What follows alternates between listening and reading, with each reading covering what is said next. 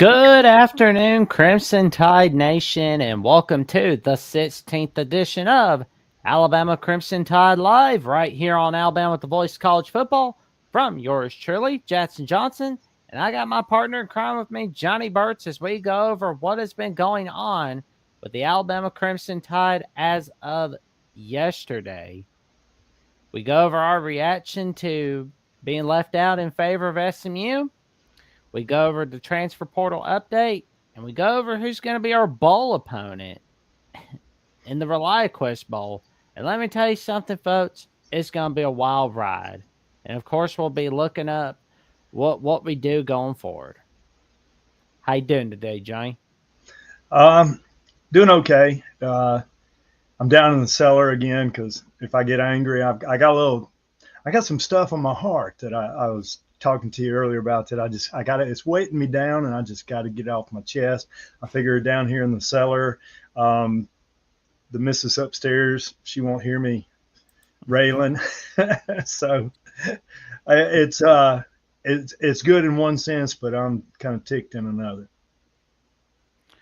Well, I will say though, one thing that's not going to get anybody mad is coming on in and becoming a YouTube member at Alabama at the Voice College Football, where you can become a YouTube member for $2.99 a month. You can become a Crimson Faithful member, where you'll get loyalty badges next to your name in the comments and the live chat, custom emojis to use in the comments and in the live chat, and you get a member shout out. For $4.99 a month, you can become a Saban Disciple, where you will get priority replies to comments, access to monthly hangout with me, Johnny, and Jeffrey.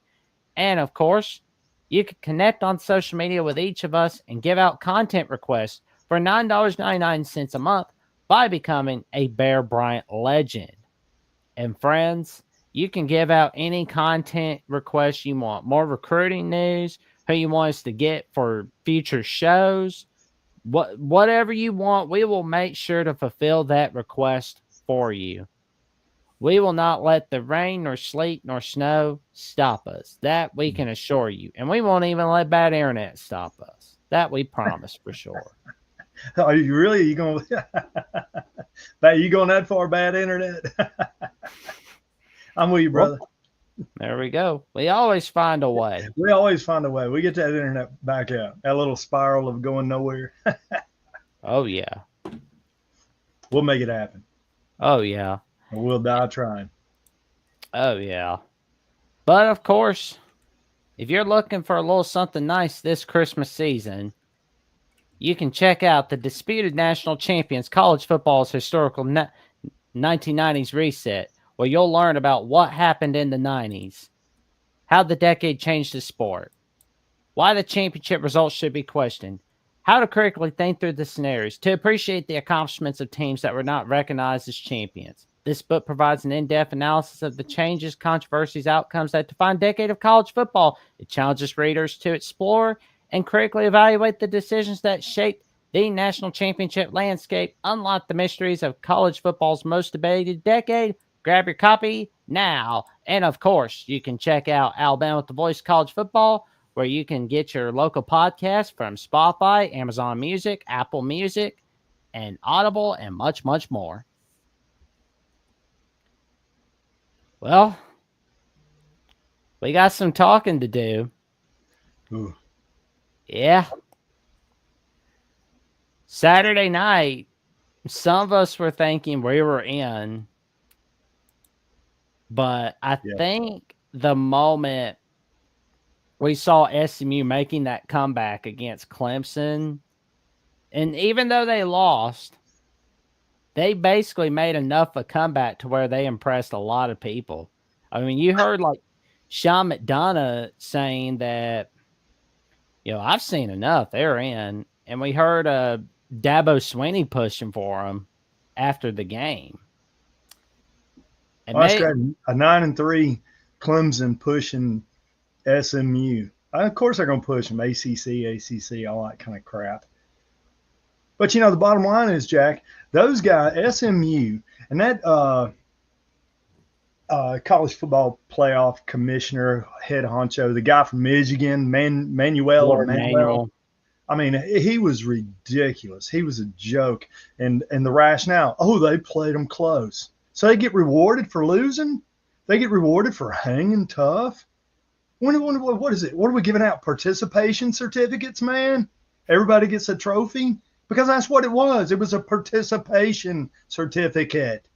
Way to go. Boy, it made a lot of sense. A lot of sense. Mm. You know, I was just sitting there boiling when I was listening to this talking head and his ludicrous, I mean, responses, that kind of stuff. I was furious. That's why I'm in the cellar tonight. I don't want the missus upstairs hear me. I was about to blow my brain right out the, listen to this, I mean, just stupidity. Participation award. Bottom line, they lost. Yeah. Well, why are they having to climb back in it? They shouldn't have got down. Duh. 9-3. What are they now? 10-3. Clemson. We got this SMU, the greatest of whatever. They're this super team, and it's not even that. I mean, I'm furious about that. And then I look at Indiana. Played nobody, and then boom, there they are. 11-1 playing nobody, the weakest dadgum conference schedule.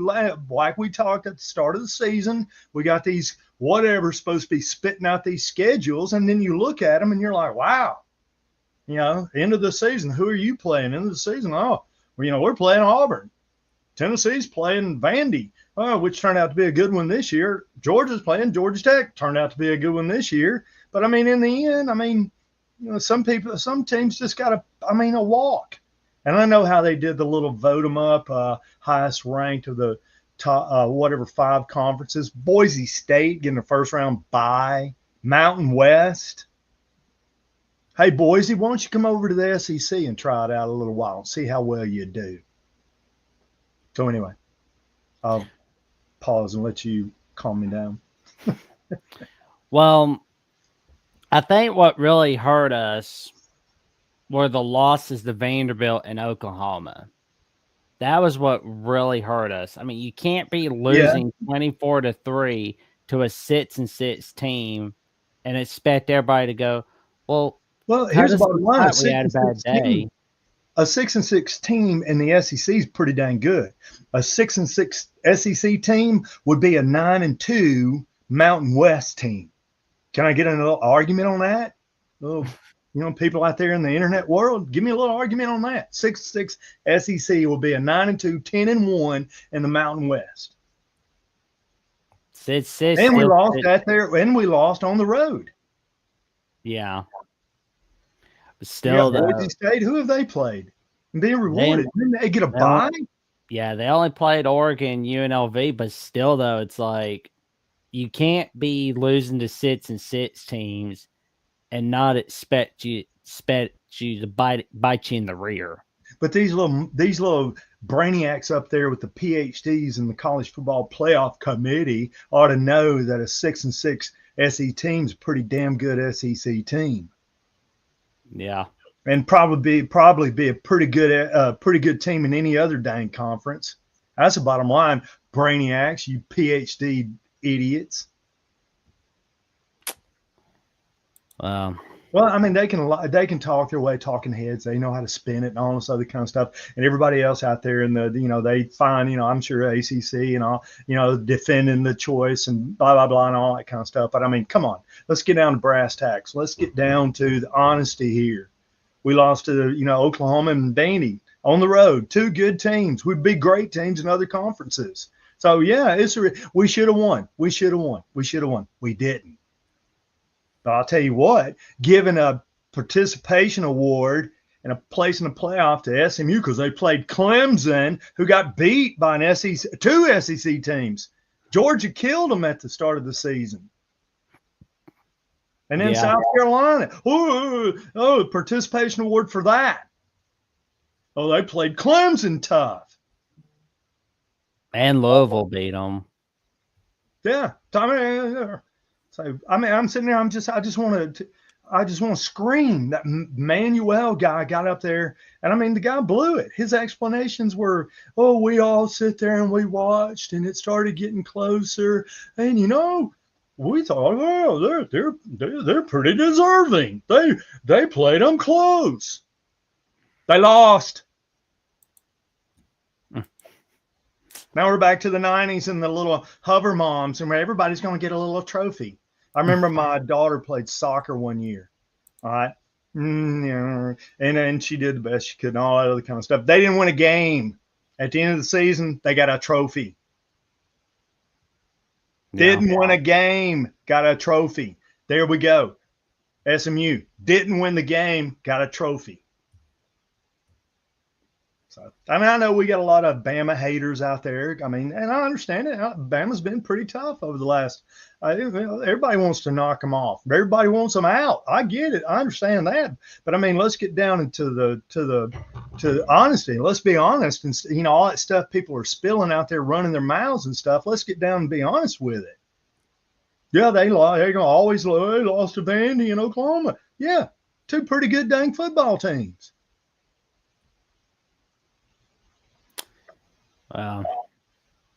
I hope that next year will be better for us, and I'm hoping that our bowl game in the Relay Quest Bowl will be a momentum setter of Who's sorts. going to play in it?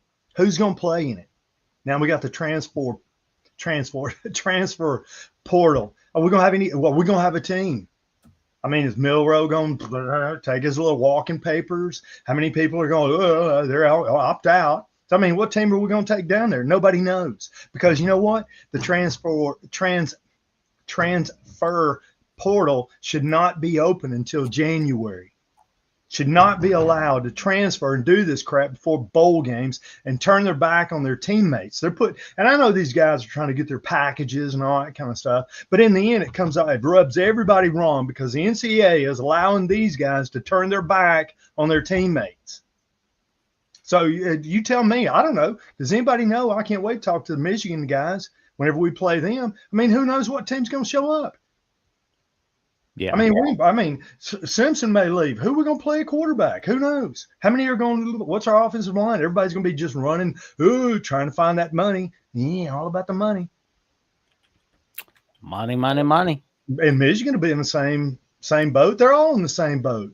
You know, the NCAA's just killed the sport. We're going to make it better. We're going to have, a 12-team playoff. And look what they did. Awarded mediocrity. And I'm sorry, Indiana. I'm sorry, fans. Mediocre. I've got to set up a Johnny Jeffrey debate at some point. That's going to be a fun one. Oh, is he the Indiana? Well, he's an Alabama, Indiana man, but Indiana's been his feel bad team because of they've been a disaster of football and basketball. He wasn't old enough. He wasn't even born when he saw them when the 80s happened. So, Well, I was there. I've lived through all of it or whatever. But hey, I'm gonna be brutally honest. I mean, come on, they don't deserve to be in there.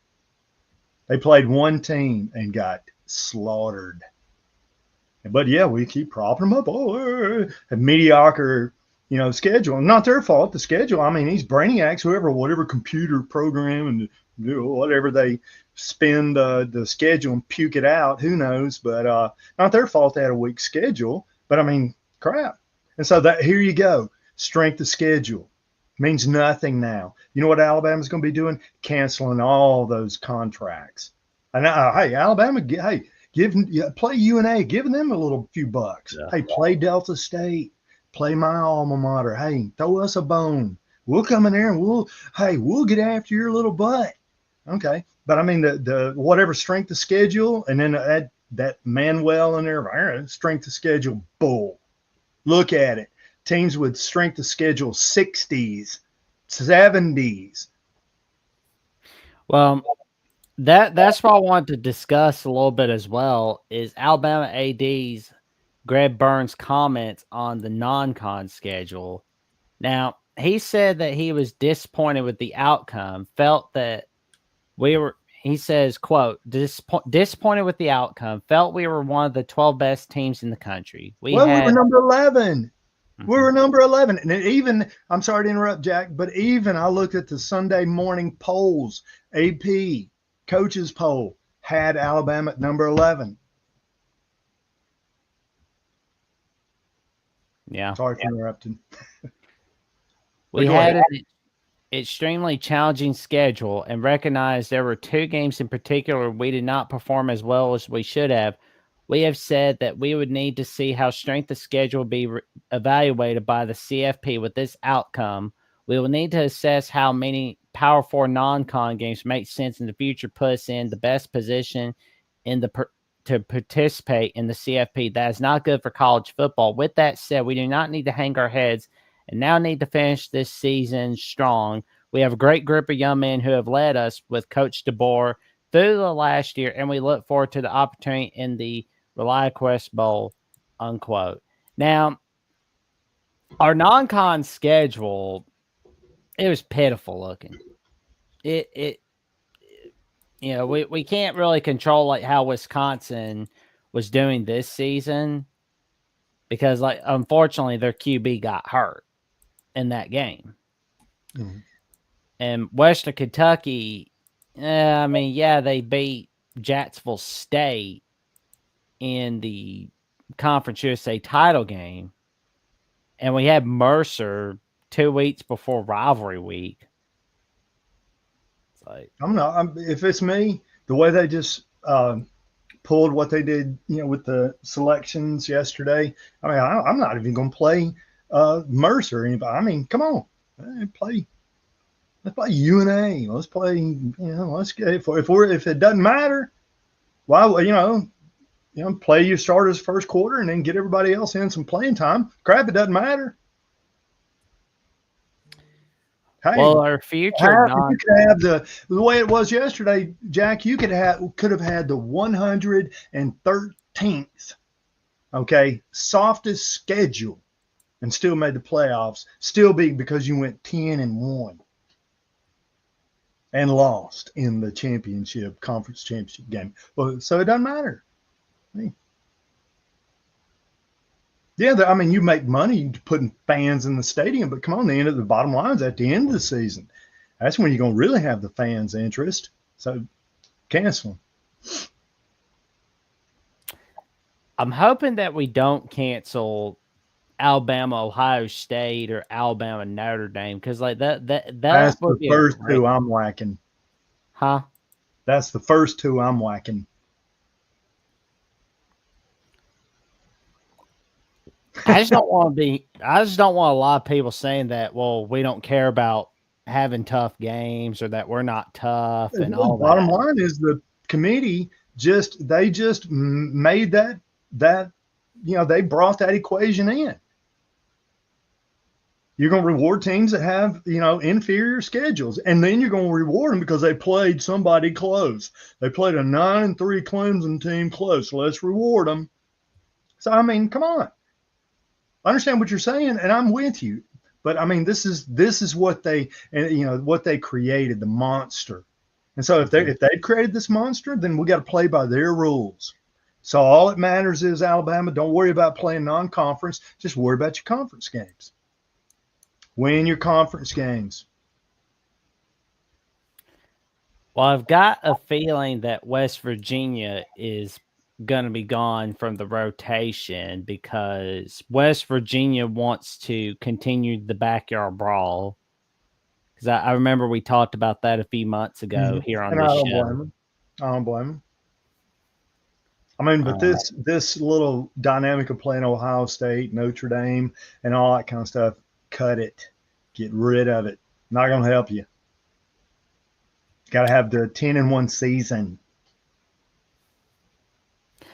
But what happens if we're having 4 non-con opponents that are pretty pitiful? Like, they're all a group of it didn't hurt SMU. Didn't hurt Indiana. But if we were to go 9-3 with that rotation, like 10-2, 11-1, like 11-1 we're in, 10-2 we're in, but 9-3. Well, they need to go back to the 10-game model. And now they've created 11, 12 games trying to get more and more revenue. I mean, next thing you know, we'll be playing 162 game Major League Baseball schedule. It's all about the money and having just a few bodies in the stands to get the ticket revenue, that kind of stuff. They need to go back and correct some things. I mean, all right, you need to go back either to 10 or 11 game, not a 12 game season. All right. And then you need to go back to the, just, top 4 teams in the playoffs. Boom, boom, season's over. You need to stop the why I keep saying transfer portal being open in December, put it in January, or hey, put it on the, National Signing Day for high school. Merge it. Boy, what a day. A lot of interest and that kind of stuff. But I mean, there's so many ways in which they're killing the game. I mean, I don't watch Major League Baseball because I don't want to see some guy that's going to make $60 million a year guaranteed stand up there, grossly overpaid, just to swing a bat. That's all he does. Duh. $60 million to swing a stupid bat. And then now we got football players, making all this money. I mean, now we got 18-year-old kids getting all these little packages. I mean, it's a mockery. It's disgusting. And there's going to get a point in time, other people like me are just bailing. Maybe they won't screw up high school football. Maybe that'll increase attendance and we'll go watch some high school football when they're innocent before they get all, I told you. I'm on a roll tonight. Got to get it off my chest, man. It's been weighing me down. Weighing me down. I got to get it off my chest. Praise the Lord. And Bruce Seals, thank you for tuning in to the show tonight, says SEC Big Ten need to pull out, make their own 32-team league with a 16-team playoff and leave the others to fend for themselves. And he also says 4 teams in, they're going to get blown out. And he says, I agree, schedule cupcakes from now on. Amen. We're on the same page. I mean, it's gotten ridiculous. I mean, 1 year, and they were supposed to fix this. This was supposed to be the fixer. And they've screwed it up. And then I looked at that committee. How many dang people are on that committee? I mean, it's like 30, 40, 50. I mean, how many votes do you have to have? I mean, the more votes you have, the more polluted it becomes. I mean, you got to have the serious thinkers. I mean, you can't tell me. I've looked at some of the people on that committee. I don't know. Maybe they are serious thinkers, but I mean, you got too many, you just got too many voices at the table. A lot of them have obviously not watched all of college football from 11 a.m. to 1 a.m. throughout the day. Well, I mean, it's just totally. It's just you just want to. I'm one of those. I want to be in the room to talk to somebody. Let me just get it off my chest to you committee people. What the hell are you thinking? What are you thinking? And who are these people that keep voting Indiana up in the top 10? Okay, come on, common sense told you at the start of the season the schedule was weak. And bless them. They won those games. But still, you haven't beaten the only team that mattered, Ohio State. They drubbed you. Yikes. And so why some of these teams have these cream puff, and then you look at the way they've got the playoff set up, and who is it? Tennessee. You got Oregon, and they're number 1. So they supposedly earned the easiest route to the championship game, and then boom, you got Tennessee, Ohio State, and the path. I mean. I'd have to have it in front of me to get it right, but the way in which they set the seeds is questionable. And I know they stuck to the old model, the old buy model, and was it 5 plays 12, something like that, that kind of stuff. But it's still, the way they've ranked these teams and how where they should be in the polls, where to where they are now. I mean, some of these teams are just they should not be ranked where they are. It ought to be the point where we get to these smaller conferences and say, look, you want to get in the playoffs, you're going to have to play in the with some of the big dogs. Those four little whatever cream puffs that you're playing, hey, call up, put pressure, play some of those whatever. You want to be taken serious, play teams in your little you got your conference schedule. Now Mountain West, hey, you got to play a few SEC teams. And then you'll make believers. But anyway. Well, Florida State was jilted from the dance, and Alabama was jilted from the dance this year. Now I wonder who it's going to be next year. Well, I mean, last year I never fell into that whatever Florida State bunch of bull, all that kind of stuff. The bottom line, this year the bottom line is teams are being rewarded for mediocrity. And everybody knows. I challenge anybody listening, whatever. If you do not believe some of these teams are mediocre and have no business in the playoffs. Yeah. And in that brain of yours, they don't deserve to be there. And you're already hearing people say, "Oh, this team be blown out, they'll be blown out." Yep, that's gonna happen. Yeah. We will definitely wait and see what happens on ESPN and on TNT in the next several days in the first round. We will definitely wait and see what happens. Yeah. Bowl games will be a joke.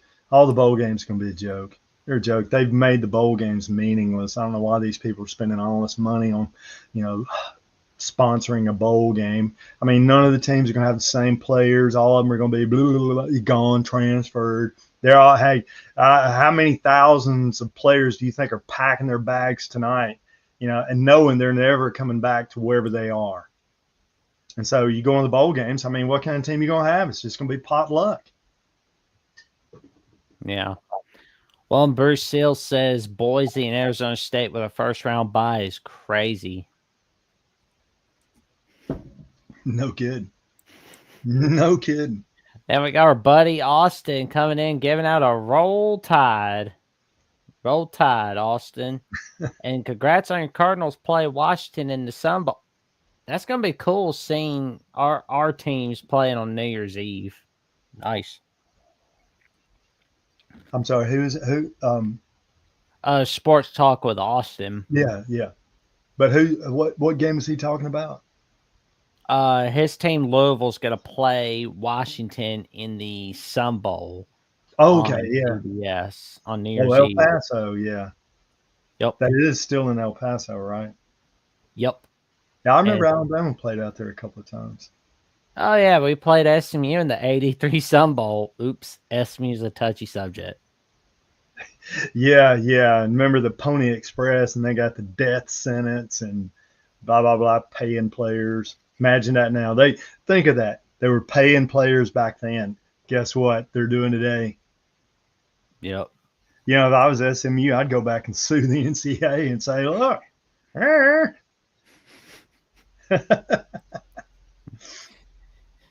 oh, we need to vacate. We need to vacate that ruling and whatever. We're paying them now. Well, duh. And Tony Waschan says, "Don't lose twice to 6-6 teams, and you be in." And Bruce Seals makes the point that you made a little while ago, Johnny. 6-6 SEC loss is not the same as a 6-6 ACC or Big 12 loss. It's not the same. Hey, you just heard me. I just told you 6-6 in the SEC is a 10-2 anywhere else. Look at the schedules. Don't look at the 6-6. Go look at who they played. 6-6 in the SEC is 10-2 anywhere else. Sorry. Oh man. Well, kind of like last Thursday's debate that happened on the call-in show. We had Sean Garner and Darrell debating. Maybe we gotta have Johnny call in for the Alabama call-in show and get in a little debate with one or two non-Alabama callers. What do you think, chat? Let's set I'm it up. heated. I'm heated on this. I mean, There you go. I'm getting it off my chest. There you go. Need to say a few Hail Marys and that kind of stuff. I think God will understand. He's like, Yeah. this is business. It's all good. But and I hate it because they've created a monster, and it's only going to get uglier. Now in the future, it's going to be patsy schedules. They didn't play anybody. Well, yeah, because you don't have to. You just created the monster. Every move they make is killing. I've said it day one when we started. #1 show that NCAA is killing football. The 2-minute warning and all this every rule they bring in. I mean, all this money and transfer. I said it, transfer portal, that kind of. It's just doing nothing to help. And this was supposed to be the big solver. Well, Adam, our guy at Rutgers at the Voice of College Football, Adam Lamparello, says we were never going anywhere with Jalen Milroe. And Tony Laschan says Vandy lost to a group of 5 but beat Bama. Thinking emoji. So, 6-6 SEC, 10-2. I don't know what his point is, but more power to him. Praise the Lord for you, brother. Man, whatever. Your opinion, my opinion, and it's all good in the grand scheme. I'm gonna stick with my opinion. There you go. Bruce Seals says we have to get better in the trenches. That's why Tom Brady took pay cuts to keep a good line. And we got our good buddy Chris Camp coming in saying DeBoer is in over his head. We're losing all our depth. I mean, players that are going to be starters next year, possibly. And Abel Kane's brother says now you get to see SMU play Penn State in a boring game. You're ruining college football. We'll definitely wait and see what happens with Penn State. Because honestly, don't put it on. Whoever made that comment, don't put it on DeBoer. Don't put it on him. I mean, they set this lunacy, this transfer. I mean, he came in late. All right, transfer portal, that kind of stuff. DeBoer, he was lucky to even salvage a team. Okay. And I know I've been more on Womack as a defense coordinator than I have been, the 3-3-5. Somebody explain the whatever of that. And so I've been on the defense, and I thought they got better as the year went on and that kind of stuff. But it ain't DeBoer. He ain't losing players. You know what's losing players? Money. They ain't leaving because of DeBoer. Money. They're not leaving because of DeBoer. They're not leaving because of him. They're leaving because of money. They're looking for the next best paycheck. That's what happens when 18-year-olds. I was looking at some rosters, and I was looking at some of the transfer portal stuff, and kids first year, 18 years old now, not 1 year in, not even a year in. For some of them, they came in August. 6 months later, they're already entered the transfer portal. 1 year. All you got to do is just, if you're going to transfer, you got to sit out of here. You want to transfer, sit out of here. But no. So it's not DeBoer. I'm not putting anything on him with all this lunacy. I feel sorry for the guy having to take whatever remnants that are left of this team after this portal stuff and go down and play Michigan. And the same for Michigan. I mean, it's not a legit game. I don't know who's going to win. It's not going to be a legit game. If you don't go in to a bowl game with the same players that you started off with in game one, Are you following me on this? Mhm. You go into a bowl game and you don't have the same players that you started the season with in game one, you can't trust it. No. Yeah. The outcome, can't trust it. Well, and Steve says same thing the coaches do, and Adam says DeBoer inherited a toxic locker room. Well, yeah, everybody's probably, how much money are you making? What's your package? Because, Mm. players talk. Oh yeah, everybody What's your talks. package? Yeah. And then you're making all this money, and then you go out there and practice and you muck it up, and yeah, whatever. Now this player's looking, this guy's whatever. Yeah, screw this.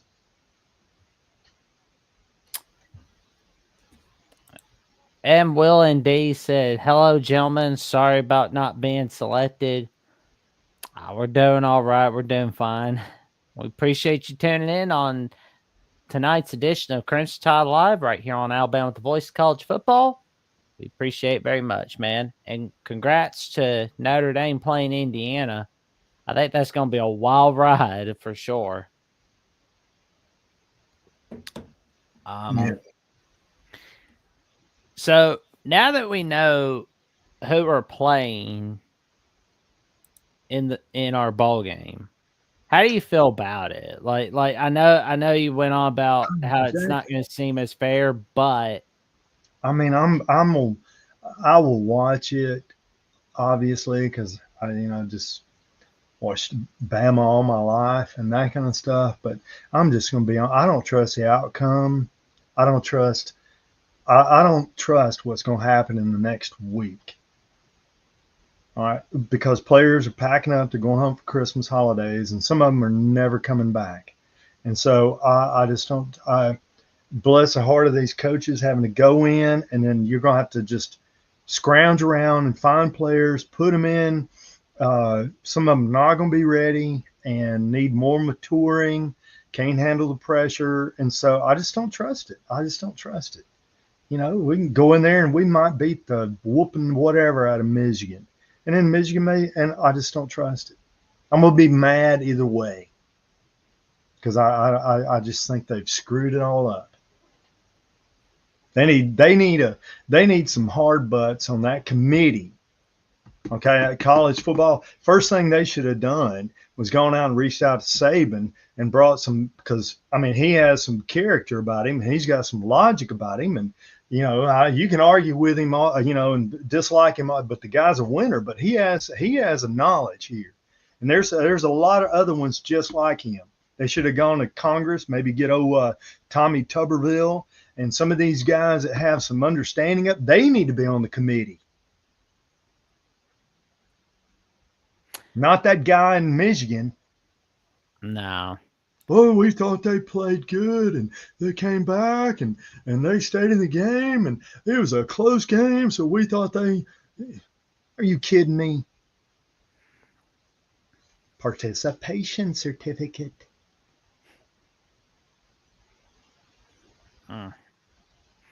Well, Michigan for the longest time has not been too thrilled with Ward Manuel, to tell you the truth. They have not been too thrilled with him, but apparently seems he's done enough to stay on as AD for another few years. But I know they're going to get tired of him eventually. Well, Michigan can have him. I don't care. But that college football playoff committee, they need to make a change at the head of the table. And you got too many people on there. I mean, you got 30, 40, 50. I don't know how many whatever people you have on that thing. Got too many brains in the room that just blow the computer up. You know what I'm saying? Smoke coming out the hard drive. Yeah. And see, and that's what happens when you have so many people in there. Look at everything they've been doing. Transfer portal, NIL.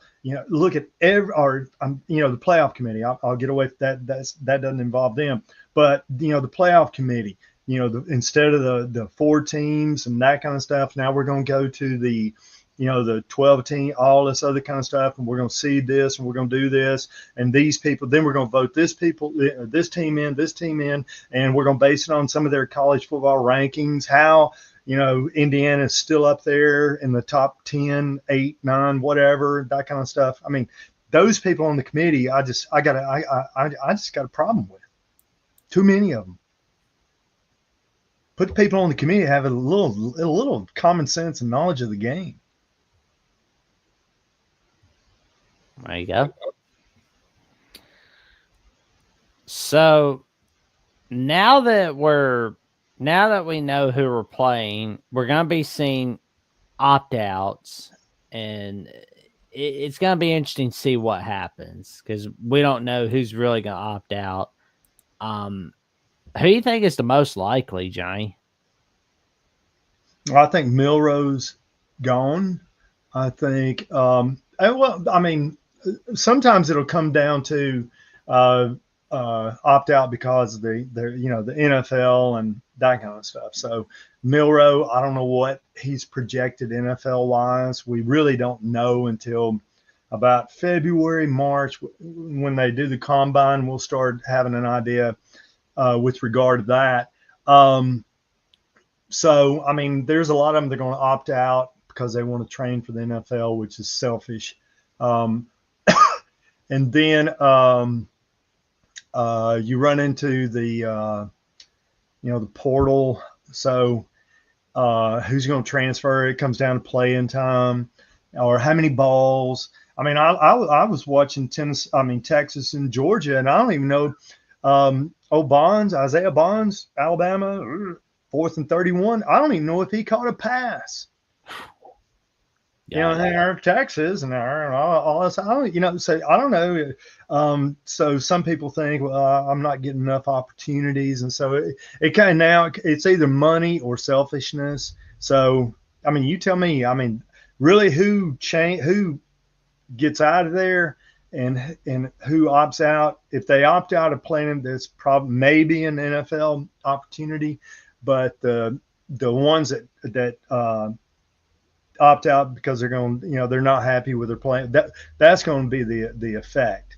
All right, the playing time. Did I get enough playing time? And so there I don't know management and what players feel like they didn't get enough touches and enough reps, and so that's a dynamic comes out of the locker room.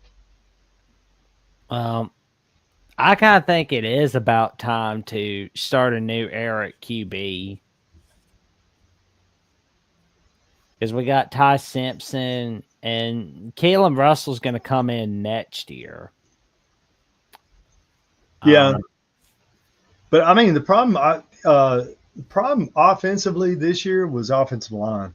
I think the guards and I think the center, but our two tackles were, too big. I've said it all year, too slow. Watch them. I watch. I'll go in, zoom in, and watch. And offensively, the tackles, and defensively, I thought I don't like the scheme. I've been very critical with regard to the scheme on defense. I've been critical with regard to tackling, trying to knock somebody down instead of wrapping them up. So I've been kind of critical with regard to that. Defensively, edge rushers. We don't have any presence on the outside. Put on that aspect I've been noticing, and then the big free safety thumper. That kid can come downhill and whatever with a little attitude and dump somebody. So I haven't really seen a lot with regard to that. So that's just my opinion.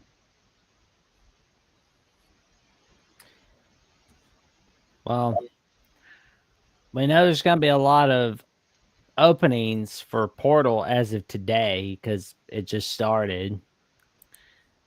And it sounds like, according to Justin Smith, the recruiting director on Touchdown Alabama, he says the wide receiver becomes a position of interest for Alabama in the transfer portal. Our guy Kendrick Law said he's going to be entering the portal. Kobe Yeah, Prentice and Caleb Ken. Odom is going to be transferring over there. There you go. They're Hey, going to be gone. hopefully we can keep Ryan and Oh, go we'll out there keep and them. find somebody that complements him. And then tight end. I mean, we need. I think we're heavy on tight end, and but we need somebody that can complement Ryan Williams. There you go. I mean, are they going to be able to keep Ryan Williams? Because everybody's going to be throwing that money at him. And God, imagine 17, 18 years old and people are, I mean, are they mature enough to handle this? I mean, and then again, as a coach, you got to, I mean, you got to, before you start going out there reaching out to players, and usually it's not the head coach that's reaching out to players, it's some representative of some whatever agency, and we have closed, and they're trying to, get their little cut, their little percentage. And so DeBoer and the guys on the staff have to be cautious with regard to, okay, so exactly what are we getting? What kind of, you got to go in and look, what's this, the locker room? How is this kid respect? I'm thinking about just because you're a great player. Now I got to look at how do you fit, go back and check in the locker room. What did his teammates before he came or transferred, what they think of him? I mean, you got to be a little smart with regard to this. And I mean, this is not supposed to be college football. I mean, we shouldn't have psychoanalysts and all these other drip, you know, agents. I mean, come on, are we 18 years old and we got agents and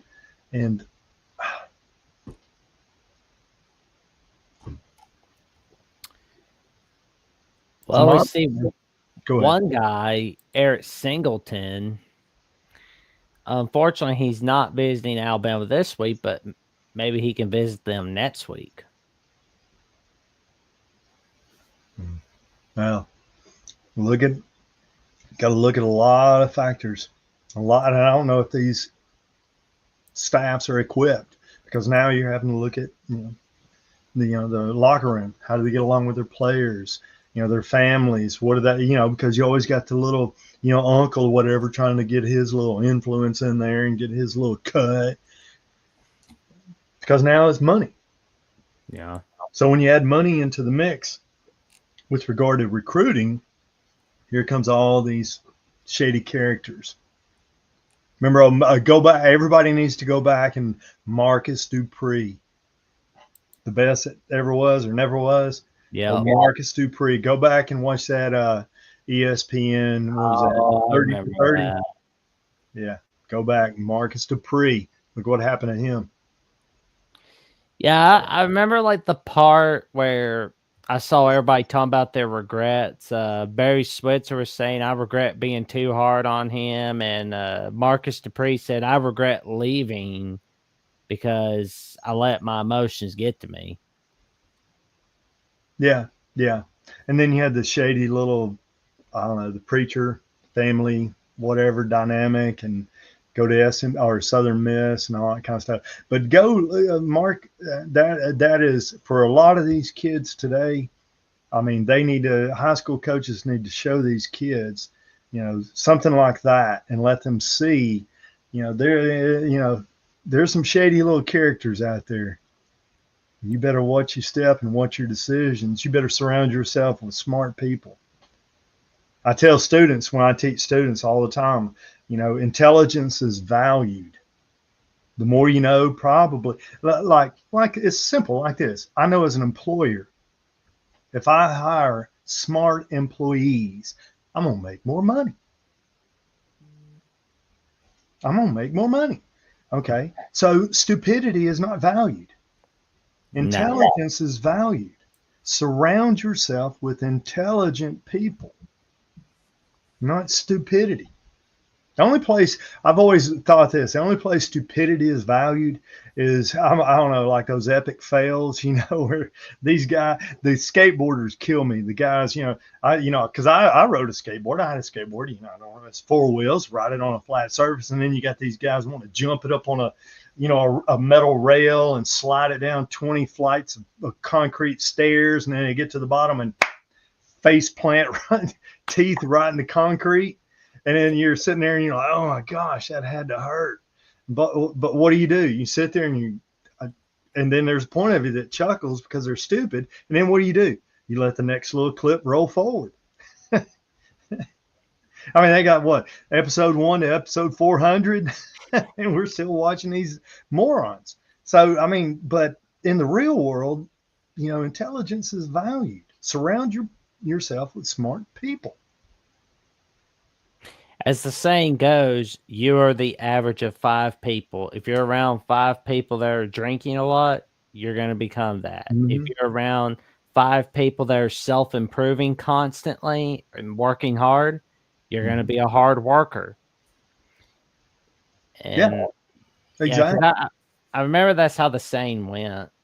Oh, it is true, and it's true. I believe it. I'm an educator.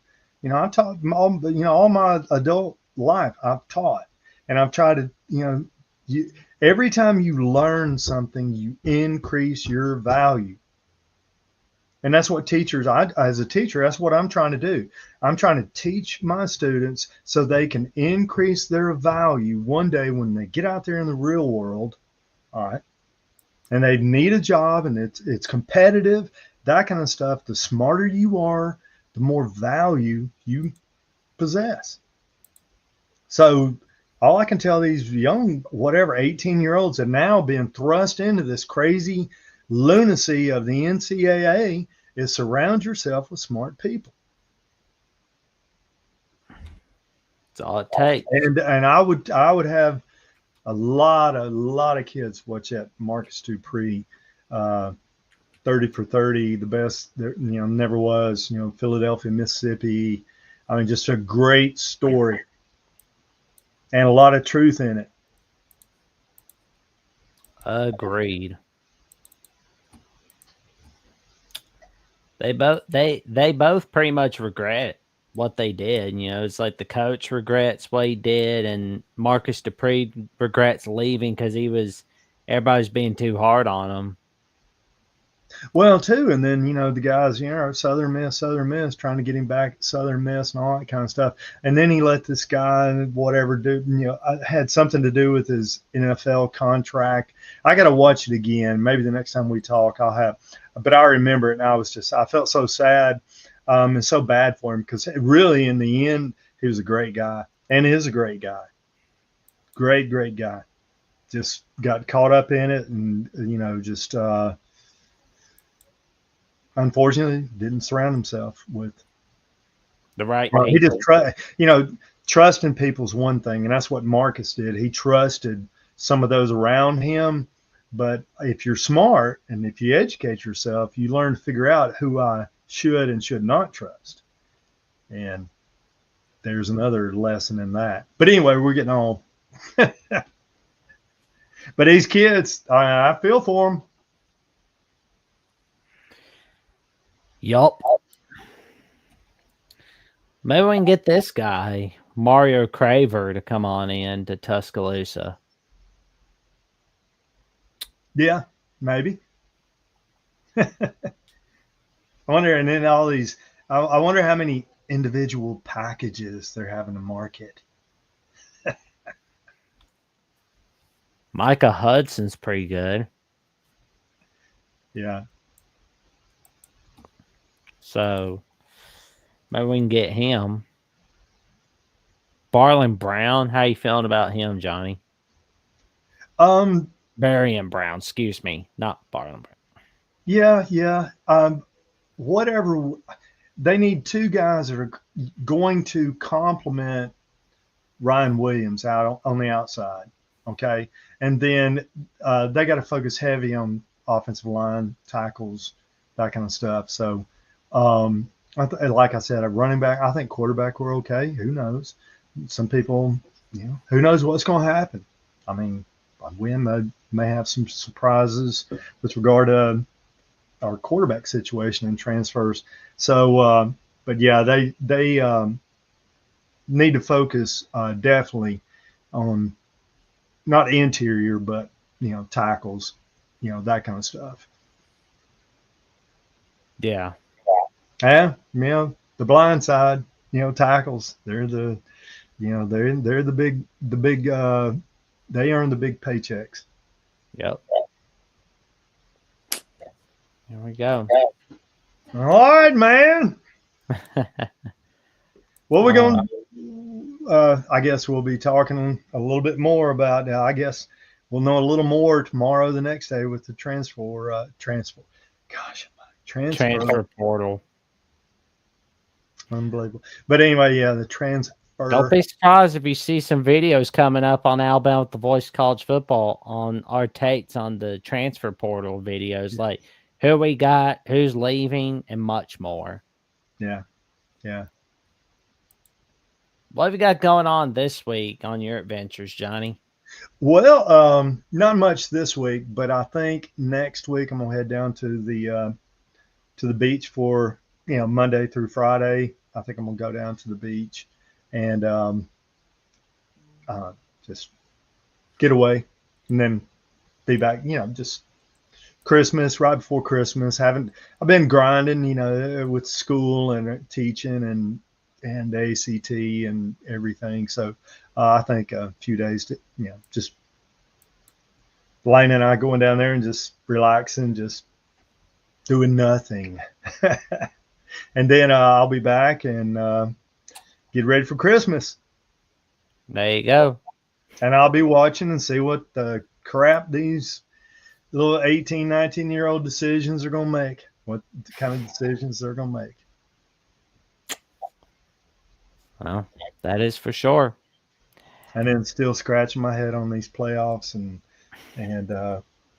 yeah, who's going to be available, what the depth chart is. There you go. Well, you can check out Johnny on Facebook at Johnny Burt's 5. But he's cooking up some X accounts and Instagram accounts so you can Yeah, get I'm working involved on there. it. There you I go. am. Got to turn it over to the one that knows upstairs. But yeah, getting slowly getting going with regard to that. There we go. Can't wait And to talk to those Michigan guys.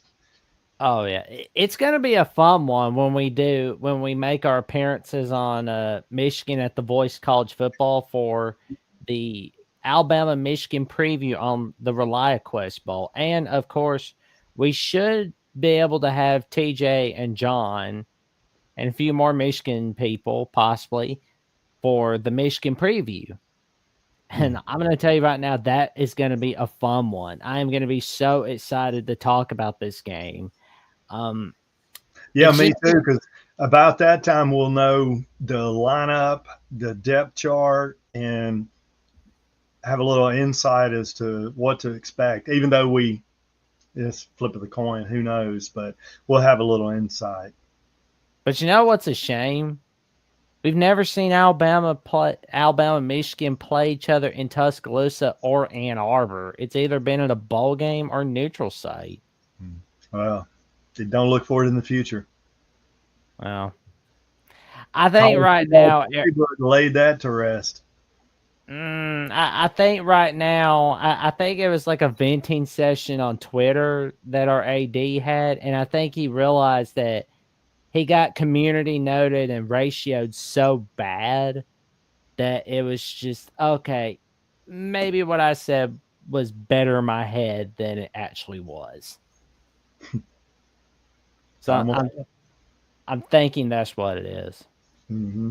Time will tell. Time will tell for sure. And of course, you can check me out on not only here on Alabama with the Voice College Football, but you can check me out on Jackson Johnson 979 on my personal channel, where I've got some adventures with Will for the college basketball recap preview show and the Pits analysis show with Austin and the final whistle after every big game going on. And of course, you can check out my show, The Jacksonian, where I've got some humongous guests and exciting guests as well, where you can see some top-notch shows, including this one from a few months ago, Johnny Burt's. And of course, you got some episodes with Steve Hellwagon, Patrick Murphy, Carter Bryant, and so many friends of the Voice of College Football as well. And at Locked On 247 Sports, On3, Rivals, SB Nation. It's a wild ride over there. And of course, I'm planning to expand on that by having more political pop culture people because I'm like, I need to do better. And Broad, yeah. You got to spread it out. Yeah, you got to spread the wings, Jack. there you go. I've Well, I had like a few. appreciate you letting me get it off my chest. It's been weighing on me heavy, and so praise the Lord. Finally, I got a little bit off. I'm still a little weighted down by it, but I'm gonna find a way to get it out. I'm doing my best to be my inner Joe Rogan, but it's like I'm just like, right. Oh man, Yeah, Jamie, can you pull that up? Jamie. yeah. You're my therapist. Hey, I mean, might as well be. There you go. I'm a lot of people's therapist Long sometimes. as you, hey, as long as you don't charge me a fee. I will You're think my of something. therapist.